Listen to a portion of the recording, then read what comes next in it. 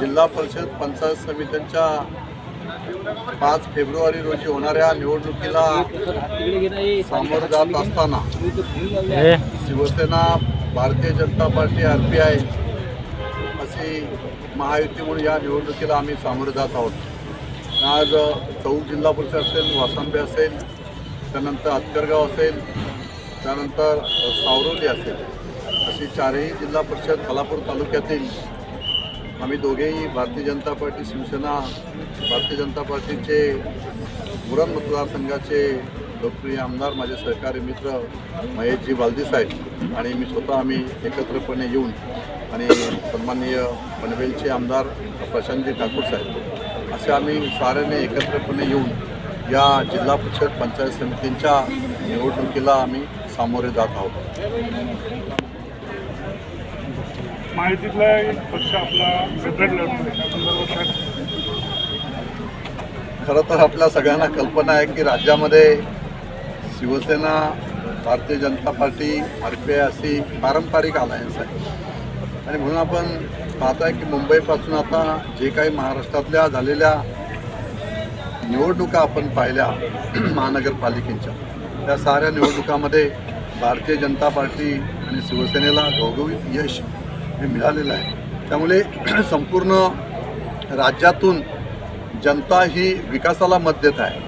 आदरणीय देवेंद्रजी फडणवीस साहेब आणि शिंदे साहेबांच्या नेतृत्वाखाली संपूर्ण महाराष्ट्रातील जनतेने हा ऐतिहासिक कौल दिलेला आपण साऱ्यांनी पाहिलेला आहे। त्यामुळे आता राष्ट्रवादीची भूमिका ही दुटप्पी झालेली आहे हे आपण साऱ्यांनी पाहिलेलं आहे। त्यामुळे त्यांनी आता उबाटाला बरोबर घेतील काय, जे काय आता राहिलेले विरोधक असतील या साऱ्यांना बरोबर घेण्याचं काम त्या ठिकाणी ते करत आहेत। त्यांना त्यांचं लक्षात मी या ठिकाणी दाव्यानिशी सांगतो, या 4ही जिल्हा परिषद वार्डवर शिवसेना, भारतीय जनता पार्टीचा भगवा फडकल्याशिवाय राहणार नाही। आपल्या मतदारसंघामध्ये, उरण मतदारसंघामध्ये तालुक्याचा काय भाग येतो, कसा प्रतिसाद आहे? बऱ्याच वर्षांनी निवडणूक होतात, काय प्रतिक्रिया? तुम्ही बघताय एवढी मोठी रॅली आजपर्यंत बघितली का तुम्ही? ही दिसते। आम्ही तर या तालुक्यामध्ये पहिल्यांदाच जिल्हा परिषद पंचायत समित्या पूर्ण युतीत लढतोय आणि 100% जिंकू, याच्यात काही शंका नाही।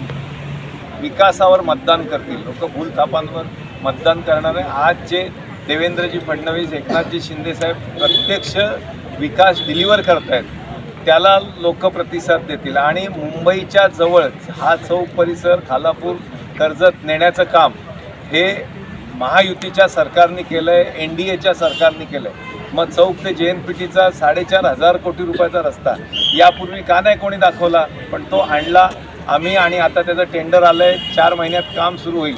म्हणजे चौकचा माणूस अटल सेतूच्या तोंडावर अर्ध्या तासामध्ये पोचण्याची किमया ही फक्त भारतीय जनता पक्ष आणि शिवसेना या माध्यमातून होते। त्याच्यामुळे लोकांनाही विकास हवा आहे। लोकांना आता ते पारंपरिकपणा सोडून 21व्या शतकामध्ये आपणही मुंबईच्या जवळ जायला पाहिजे। नवा मुंबई आंतरराष्ट्रीय विमानतळ असेल, मुंबई असेल, MMR रिजन असेल, याच्या जवळ जायला पाहिजे आणि त्याची पूर्ण नेटवर्किंग, रस्त्याचं जाळं, नवीन रस्ते म्हणजे जो कधी प्लॅनमध्ये नव्हता, काय नव्हता, ती आपण नवीन अलाइनमेंट आणली आणि एवढ्या हजारो कोटी रुपयाची कामं या ठिकाणी येते। त्या लोकांना आज विकास हवा आहे, लोकांना, तरुणाला हाताला काम हवं आहे आणि आपापल्या गावातलाही विकास हवा आहे। म्हणजे गटर, मीटर याच्यापेक्षाही पुढे जाऊन लोकांना बरंच काय 21व्या शतकात पाहिजे ते भारतीय जनता पक्ष आणि शिवसेना देऊ शकेल हा विश्वास लोकांना आहे। म्हणून लोक आम्हाला साथ देतील हाही आम्हाला अपेक्षा आहे।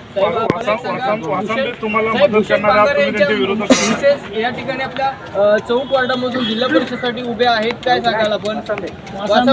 वासंबे जिल्हा परिषदेसाठी उभे आहेत, भूषण पारांगे विशेष यांना कसा प्रतिसाद असेल? आज आपण या ठिकाणी पोहोचलात, त्यांच्यासाठी काय सांगाल? आम्ही 100% जिंकणार, जिंकण्याकरताच लढतोय आणि तुम्ही जे सांगितलं आम्ही युतीत लढलो तेव्हा ती अलायन्स होती, आता ही आहे, ते जिंकतील, आम्ही जिंकू। लोकशाही आहे, लोकशाहीचा उत्सव आहे, सर्व प्रत्येक वेळेला सोबतच राहू असं नाही।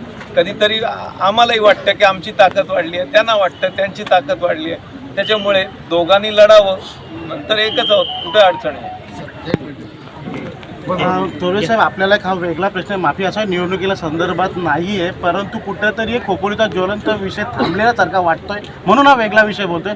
कालोखे हत्याकांड प्रकरणामध्ये सर्व आरोपी म्हणजे एक सोडून सर्व आरोपी अटक झाले आहेत, शेवटचा आरोपी केव्हा गजाआड होणार कालोख्या कुटुंबाला न्याय मिळणार की नाही, कारण सर्वांचं लक्ष एकमेव थोरवे साहेबांकडे लागलेले आहे, ते न्याय मिळवून देणार अशी चर्चा आहे. परंतु कुठंतरी आता ते वातावरण शांत झाल्याचं पाहायला मिळतंय. काय सांगाल यावर? मंगेश कालोखे यांची 26 डिसेंबरला जी काही निर्घृण हत्या करण्यात आलेली होती, त्यानंतर पोलीस तपासामध्ये एक कॉन्ट्रॅक्ट किलिंग आहे असं स्पष्ट झालं आणि त्याच्यामध्ये जवळजवळ 14 ते 15 आरोपी आत्तापर्यंत अटक करण्यात आलेली आहे. पोलिसांकडनं तपास त्या पद्धतीने व्यवस्थित पद्धतीने आत्तापर्यंत झालेला आहे. परंतु जो फरारी आरोपी त्या ठिकाणी एक आहे राष्ट्रवादीचा जिल्हाध्यक्ष म्हणून, तर त्या फरारी आरोपीला आत्तापर्यंत अजून अटक केलेली नाही.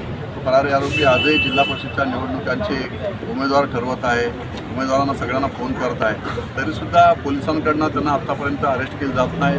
आणि आपण पाहतोय की त्या ठिकाणी सेशन कोर्टने त्यांचा बेलसुद्धा रिजेक्ट केलेला आहे आणि कोर्टाने स्पष्टपणे सांगितलं, हायकोर्टने सुद्धा परवा त्यांनी बेल टाकलेला होता, तो सुद्धा त्या ठिकाणी रिजेक्ट केलेला आहे आणि सस्पेक्टेड आरोपी आहे असं हायकोर्टाने सुद्धा म्हटलेलं आहे.